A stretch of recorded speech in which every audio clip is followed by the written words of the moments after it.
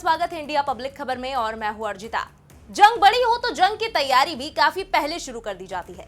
ठीक इसी तरह जब बात चुनावों की आती है तो इन तैयारियों के साथ साथ स्ट्रैटेजी और समीकरणों के फेरबदल पर भी काम तेजी से शुरू हो जाता है। कुछ यही हालात इस वक्त देश के सबसे बड़े सियासी सूबे उत्तर प्रदेश में भी देखने को मिल रहे हैं, जहां वैसे तो आगामी विधानसभा चुनाव 2027 में होने हैं, यानी कि अब से पूरे 2 साल बाद। लेकिन पिछले साल हुए लोकसभा चुनाव में और फिर कुछ महीने पहले हुए विधानसभा उपचुनाव के बाद से जिस तरह पॉलिटिकल सिनेरियो बदला है, उसके चलते बड़े बड़े सियासी सूरमा यहां अपनी अपनी जोर आजमाइश में लग चुके हैं और आगामी विधानसभा चुनाव को लेकर भी काफी पहले से ही अपनी पिच मजबूत करने की कवायद तेज कर दी है। इसी कड़ी में अब एक बड़ी आंधी यूपी की सियासत में उठने की आहट भी यहां के राजनीतिक गलियारों में तेज हो गई है, जिसकी कड़ी जुड़ी है सीधे सीधे बहुजन समाज पार्टी की सुप्रीमो मायावती और समाजवादी पार्टी के चीफ अखिलेश यादव से, जिसके मुताबिक कयास ये लगाए जा रहे हैं कि मायावती और अखिलेश यादव एक बार फिर साथ आ सकते हैं। बसपा सुप्रीमो मायावती और सपा मुखिया अखिलेश यादव, यूं तो इन दोनों में ही काफी सारी सिमिलैरिटीज भी हैं और डिफरेंसेस भी। सिमिलैरिटीज तो ये कि दोनों ही यूपी की सियासत के धुरंधर नेता होने के साथ ही सूबे की कमान भी बतौर सीएम संभाल चुके हैं। साथ ही दोनों ही मायावती और अखिलेश यादव अपने अपने वोट बैंक पर अच्छी खासी पकड़ रखते हैं। एक तरफ बसपा सुप्रीमो जहां दलित वोटर्स के बीच बड़ी नेता हैं, तो वहीं अखिलेश यादव की उनके कोर वोट बैंक MY यानी कि मुस्लिम यादव, जो कि अब PDA यानी कि पिछड़ा, अल्पसंख्यक और दलित है, उस पर बढ़िया पहुंच रखते हैं। हालांकि सपा और बसपा के बीच सियासी रिश्ता काफी ज्यादा खट्टा मीठा रहा है, चाहे मुलायम सिंह यादव के समय हुए सपा बसपा के गठबंधन की बात हो या फिर अखिलेश यादव के साथ हुए अलायंस की। दोनों ही बार गठजोड़ होने और टूटने के बाद जो दूरियां मायावती और सपा के बीच वक्त के साथ तलखियों की तरह उभरती दिखी, अब उस पर ब्रेक लगने की अटकलें फिर से सूबे की फिजाओं में गूंजने लगी हैं, क्योंकि कहा जा रहा है कि आगामी विधानसभा चुनाव से पहले जो हालात हैं, उसके मद्देनजर बहुजन समाज पार्टी और समाजवादी पार्टी के तार एक बार फिर से जुड़ने की पूरी भूमिका बनती दिखाई दे रही है।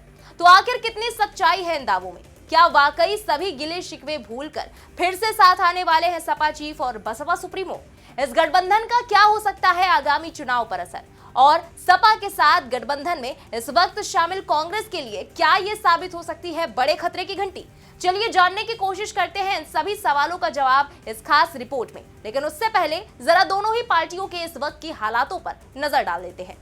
अक्सर अपने अचानक लिए गए फैसलों के चलते हर किसी को दंग कर देने वाली बसपा सुप्रीमो मायावती ने मार्च के पहले हफ्ते में ही ताबड़तोड़ ऐसे ऐलान कर दिए, जिसके बाद यूपी की पॉलिटिक्स में जबरदस्त खलबली मच गई। वजह थी बसपा सुप्रीमो मायावती का अपने भतीजे आकाश आनंद को लेकर पहले तो अपने उत्तराधिकारी और पार्टी के कोऑर्डिनेटर पद से हटाना और फिर अगले ही दिन पार्टी से भी बाहर निकाल देना। हालांकि ये कयास तो आकाश आनंद के ससुर अशोक सिद्धार्थ को पार्टी से बाहर करने के बाद से ही लगने लगे थे कि बसपा सुप्रीमो मायावती जल्द ही कोई और भी बड़ा फैसला ले सकती है। लेकिन ये बात तो शायद किसी के जहन में भी नहीं आई होगी कि खुद अपने भतीजे पर ही बसपा सुप्रीमो के एक्शन का चाबुक इतना जोरदार चलने वाला है। हालांकि इसके बाद से पार्टी के भविष्य पर भी सवाल उठने तेज हो गए कि विधानसभा चुनाव के ठीक पहले बसपा सुप्रीमो का इतना बड़ा कदम कहीं आत्मघाती तो नहीं साबित होने वाला, क्योंकि बसपा सुप्रीमो ने ये बात साफ कह दी है कि वो अपने जीते जी किसी को भी अपना उत्तराधिकारी नहीं बनाएंगी। और जिस तरह से आकाश आनंद ने काफी कम वक्त में बसपा के सबसे युवा और पार्टी के फ्यूचर के तौर पर अपनी पहचान और जगह जनता के बीच बनाई थी, उसके चलते भी बसपा सुप्रीमो के फैसले को लेकर कई तरह के सवाल हर किसी के मन में कौंध रहे हैं कि अब पार्टी का भविष्य क्या होने वाला है। तो वहीं दूसरी तरफ बात करें समाजवादी पार्टी की, तो लोकसभा चुनाव में बीजेपी को झटका देकर यूपी में बड़ी जीत का झंडा गाड़ने के बाद यूपी की 10 सीटों पर हुए उपचुनावों में से सिर्फ 2 ही सीटें हासिल कर पाने के बाद से अखिलेश यादव का कॉन्फिडेंस भी काफी डगमगाया हुआ तो जरूर है। तो वहीं गठबंधन में होने के बावजूद कांग्रेस से भी सपा को कुछ खास पॉजिटिव रिस्पॉन्स न मिलकर कोल्ड वाइब्स ही हाथ आई है, जिसके चलते आगामी विधानसभा चुनाव तक के ये गठबंधन रहेगा भी या नहीं, इसे लेकर भी इफ एंड बट की सिचुएशन देखने को मिलती है। ऐसे में अब सवाल ये उठता है कि आखिरकार अब बसपा सुप्रीमो मायावती और अखिलेश यादव पिछली बार गठबंधन के टूटने के बाद से जहां एक दूसरे पर कई बार आरोप प्रत्यारोप करते हुए दिखाई दिए हैं, तो आखिर अब क्यों बसपा और सपा के फिर से एक साथ आने की अटकलें लगाई जा रही हैं? देखा जाए तो भतीजे आकाश आनंद को पार्टी से निकालने के बाद बसपा सुप्रीमो मायावती ने अलग ही तरह के तल्ख तेवर दिखाने शुरू कर दिए हैं, जिसका एहसास उन्होंने अपने बीते कुछ बयानों में बीजेपी को आड़े हाथों लेकर करा दिया है। तो वहीं मायावती के इन बदलते तेवरों से राजनीतिक गलियारों में चर्चाओं का दौर भी शुरू हो गया। चर्चा है कि अखिलेश यादव और मायावती एक बार फिर साथ आ सकते हैं। अगर ये दोनों नेता साथ आते हैं तो साल 1993 में मिली सपा बसपा गठबंधन की करिश्माई जीत को दोहरा सकते हैं। असल में यूपी में जीत की हैट्रिक लगाने के लिए सत्ताधारी बीजेपी हिंदुत्व के एजेंडे पर लगातार काम कर रही है। सीएम योगी ने इस बार के बजट सत्र के दौरान भी इसकी एक बानगी पेश कर दी। उधर मुख्य विपक्षी समाजवादी पार्टी अपने पीडीए के सहारे यूपी की सत्ता में वापसी करने को तैयार दिखती है, लेकिन इसी बीच महान दल के अध्यक्ष केशव देव मौर्य ने बड़ा बयान दे दिया है, जिसके बाद से सपा बसपा के गठबंधन की खबरों को हवा मिलनी शुरू हो गई। केशव देव मौर्य ने कहा कि बीजेपी से अकेले ना ही समाजवादी पार्टी जीत पाएगी और ना ही अकेले बहुजन समाज पार्टी जीत पाएगी। उन्होंने कहा कि ऐसे में बेहतर यही होगा कि सपा और बसपा दोनों मिलकर बीजेपी को सत्ता से हटाकर 2027 में सरकार बना ले। वहीं उनके इस बयान के बाद राजनीतिक गलियारों में चर्चाओं का दौर शुरू हो गया है। अब यहाँ गौर करने वाली बात यह है कि एक दूसरे के राजनीतिक धुर विरोधी माने जाने वाले मायावती और अखिलेश यादव पीएम मोदी को सत्ता से हटाने के लिए 2019 के लोकसभा चुनाव में एक साथ पहले भी आ चुके हैं।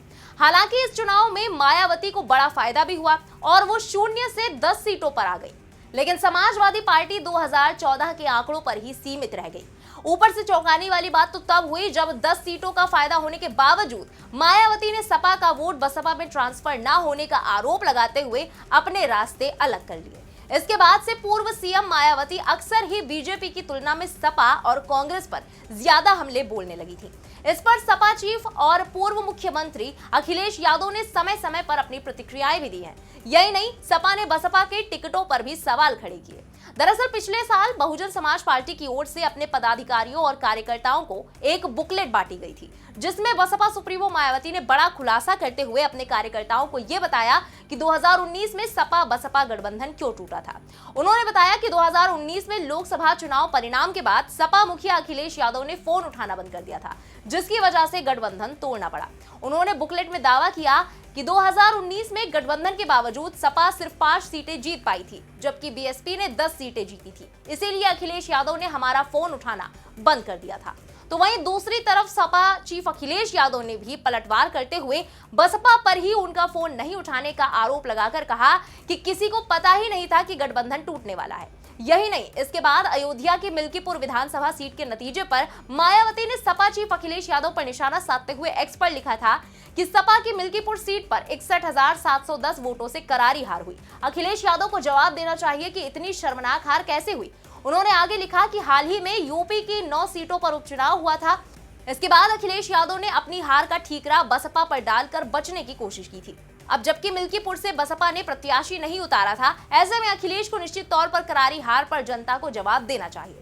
हालांकि इन सब चीजों के इतर अगर देखा जाए तो सपा चीफ अखिलेश यादव 2027 के विधानसभा चुनाव में पीडीए समीकरण के दम पर बीजेपी को पटखनी देने की रणनीति बना रहे हैं, लेकिन मायावती के मुस्लिमों को लेकर बीजेपी पर आक्रामक रवैया सपा के लिए गणित खराब कर सकता है। हाल ही में संभल सीओ के होली और जुमे वाले बयान पर छिड़ी सियासत के बीच बसपा सुप्रीमो का भी इस पर ताजा ट्वीट सामने आया। अपने लेटेस्ट टेक्स्ट पोस्ट में उन्होंने लिखा कि जैसा कि विदित है कि इस समय रमजान चल रहे हैं और इसी बीच जल्दी होली का भी त्योहार आ रहा है, जिसे मद्देनजर रखते हुए यूपी सहित पूरे देश में सभी राज्य सरकारों को इसे आपसी भाईचारे में तब्दील करना चाहिए, तो ये सभी के हित में होगा। आगे लिखा कि इसकी आड़ में किसी भी मुद्दे को लेकर कोई भी राजनीति करना ठीक नहीं है। सभी धर्मों के अनुयायियों के मान सम्मान का बराबर ध्यान रखना बहुत जरूरी है। संभल की तरह अधिकारियों का गलत इस्तेमाल करना ठीक नहीं है तथा इनको कानून व्यवस्था पर विशेष ध्यान देना चाहिए। तो वहीं सपा बसपा के गठबंधन की अटकलों के बीच कांग्रेस के भीतर कुछ अलग ही खिचड़ी पक रही है। पिछले काफी वक्त से बसपा सुप्रीमो को टारगेट पर ले रहे कांग्रेस के पूर्व सांसद उदित राज ने भी एक बार फिर मायावती पर हमला बोल दिया। अपनी एक्स पोस्ट में उदित राज लिखते हैं, बीएसपी के इस समय मात्र एक राज्यसभा सदस्य रामजी गौतम हैं, जो बीजेपी के समर्थन से चुने गए। अगर मैं कहता हूं कि बीएसपी का भाजपाकरण हो गया है तो कुछ लोग बुरा मानते हैं। दूसरा प्रमाण है कि आकाश आनंद को राष्ट्रीय कोऑर्डिनेटर पद से हटाने के बाद रामजी गौतम को बनाया गया। रामजी गौतम एमपी तो बन गए, क्या कभी संसद में आवाज उठाई? बीएसपी अब बीजेपी के लिए जिंदा है, ना कि बहुजन समाज के हित के लिए। हालांकि वापस बात करें मायावती और अखिलेश यादव की, तो ये बात तो 100% काटी नहीं जा सकती कि राजनीति में कोई भी किसी का स्थायी दोस्त या दुश्मन नहीं होता। 1993 में गठबंधन की सरकार बनाने के बाद 1995 के गेस्ट हाउस कांड के बाद मुलायम सिंह यादव और मायावती के रास्ते अलग हो गए थे, लेकिन कई साल बाद सपा और बसपा फिर से साथ आ गए। साल 2019 के चुनाव में अखिलेश, मायावती और मुलायम सिंह यादव एक साथ एक मंच पर नजर आए थे, इसलिए ये कहना कि ये दोनों दल एक साथ नहीं आ सकते, ये वाकई गलत होगा। वहीं चर्चा ये भी है कि मायावती के साथ गठबंधन करके अखिलेश यादव 1993 वाले करिश्मे को दोहराना चाहते हैं।